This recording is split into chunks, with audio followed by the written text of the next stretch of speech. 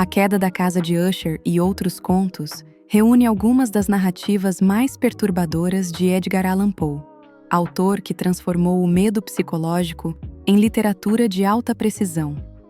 Aqui, o terror não depende de sustos ou de acontecimentos explícitos, mas da atmosfera, da sensação constante de que algo está errado, mesmo quando nada ainda aconteceu. Poe constrói histórias onde o ambiente adoece junto com os personagens, onde casas, corredores e paisagens parecem ter vontade própria, refletindo o colapso interno de quem as habita. Em A Queda da Casa de Usher, conto que dá nome à coletânea, acompanhamos a visita de um narrador a um velho amigo, Roderick Usher, um homem frágil, recluso e consumido por medos que nunca são totalmente explicados. A mansão da família Usher não é apenas um cenário, mas um organismo vivo, opressivo, que respira decadência.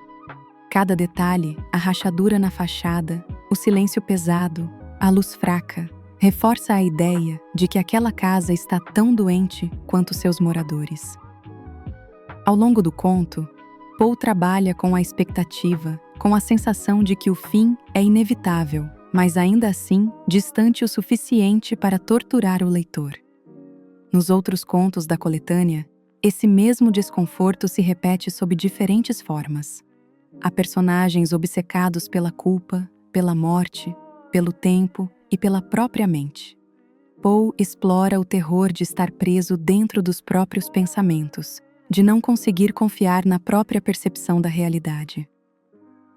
A violência, quando aparece, nunca é gratuita. Ela surge como consequência direta de estados mentais extremos, como se a loucura fosse apenas o último passo de um processo que começou muito antes. O que torna esses contos tão marcantes é a escrita precisa, quase cirúrgica. Poe não se apressa, mas também não desperdiça palavras. Cada frase empurra o leitor para mais perto do abismo, criando uma leitura densa, sufocante e profundamente psicológica. A Queda da Casa de Usher e Outros Contos não é um livro para quem busca entretenimento leve. É uma experiência literária que exige atenção e entrega, mas que recompensa com reflexões sobre medo, isolamento e a fragilidade da mente humana. Ao final, fica a sensação de que o verdadeiro horror não está nos fantasmas ou nas mortes, mas na consciência de que o pior inimigo do ser humano pode ser ele mesmo. O Meu Pé de Laranja Lima é um livro que se apresenta com a delicadeza de uma história infantil, mas que rapidamente revela uma profundidade emocional capaz de desmontar qualquer leitor adulto. A narrativa acompanha Zezé, um menino pobre, inteligente e extremamente sensível, que vive em uma família marcada pela dificuldade financeira, pela falta de afeto e pela violência cotidiana. Zezé é uma criança que pensa demais, sente demais e entende o mundo de uma forma que muitas vezes machuca. Para suportar a dureza da realidade, ele cria refúgios imaginativos, sendo o principal deles um pequeno pé de laranja-lima, com quem conversa, desabafa e compartilha seus sonhos. O livro constrói essa relação de forma tão natural que o leitor aceita o elemento simbólico sem estranhamento, porque entende que, para Zezé, aquela árvore é uma das poucas fontes de escuta e acolhimento que ele possui. José Mauro de Vasconcelos escreve com simplicidade, mas nunca com superficialidade. A linguagem é acessível, direta, e justamente por isso, os momentos de dor atingem com mais força. A violência doméstica, a negligência emocional e a solidão infantil são mostradas sem maquiagem, mas também sem exagero. O autor confia na sensibilidade do leitor para perceber o peso de cada situação. Ao longo da história, Zezé vive pequenas alegrias e grandes dores, sempre tentando compreender por que amar dói tanto e por que crescer parece significar perder partes de si mesmo. Um dos grandes méritos do livro é mostrar como a infância não é, necessariamente, um lugar seguro ou feliz para todos. O Meu Pé de Laranja Lima fala sobre amadurecimento precoce, sobre a necessidade de criar beleza em meio à escassez, e sobre como o afeto pode surgir de onde menos se espera.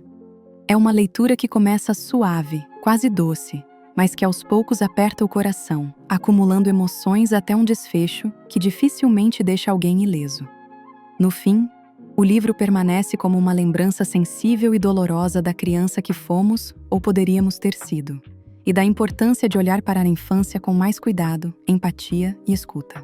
Dom Casmurro em quadrinhos é uma adaptação que consegue o feito raro de respeitar a essência de Machado de Assis ao mesmo tempo em que torna a obra mais acessível visualmente. A história de Bentinho e Capitu permanece a mesma, mas agora ganha uma camada extra de interpretação através das imagens, dos enquadramentos e das expressões dos personagens. A narrativa continua sendo conduzida por Bentinho, um narrador profundamente subjetivo, que tenta reconstruir sua própria história enquanto busca convencer o leitor de sua versão dos fatos. O ciúme, a insegurança e a obsessão são o verdadeiro motor do enredo, e a dúvida que atravessa gerações continua intacta. Capitu traiu ou não traiu Bentinho? Na versão em quadrinhos, essa ambiguidade se torna ainda mais interessante, porque o leitor passa a interpretar não apenas as palavras, mas também os olhares, os silêncios e os espaços vazios entre os quadros. A adaptação não entrega respostas fáceis, nem suaviza os conflitos. Pelo contrário, ela reforça o caráter psicológico da obra, mostrando como a memória pode ser manipuladora e como o ressentimento molda a forma de contar uma história. Bentinho não é apresentado como um vilão claro, mas como alguém incapaz de lidar com suas próprias fragilidades emocionais. Capitu, por sua vez, continua sendo uma personagem complexa, inteligente e indecifrável, cuja imagem depende sempre do ponto de vista de quem observa.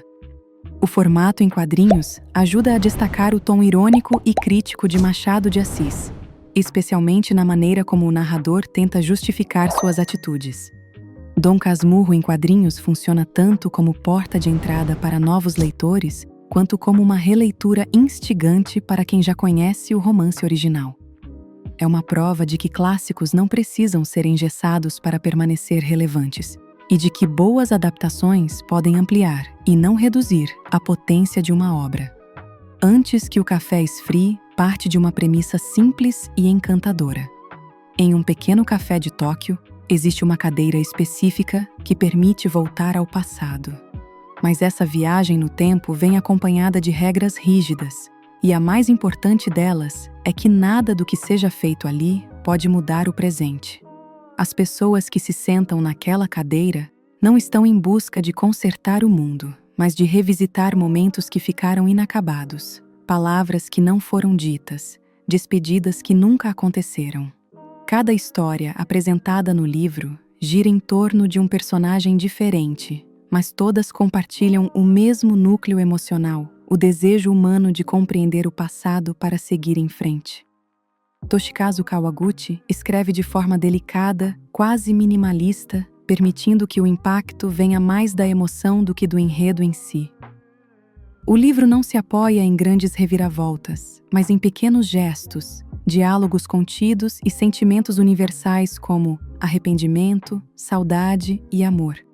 A impossibilidade de mudar o passado, longe de tornar as viagens inúteis, dá ainda mais peso a cada encontro. O leitor entende que, às vezes, o que precisamos não é alterar os acontecimentos, mas mudar a forma como nos relacionamos com eles. Antes que o café esfrie, é uma leitura sensível, que convida à pausa e à reflexão.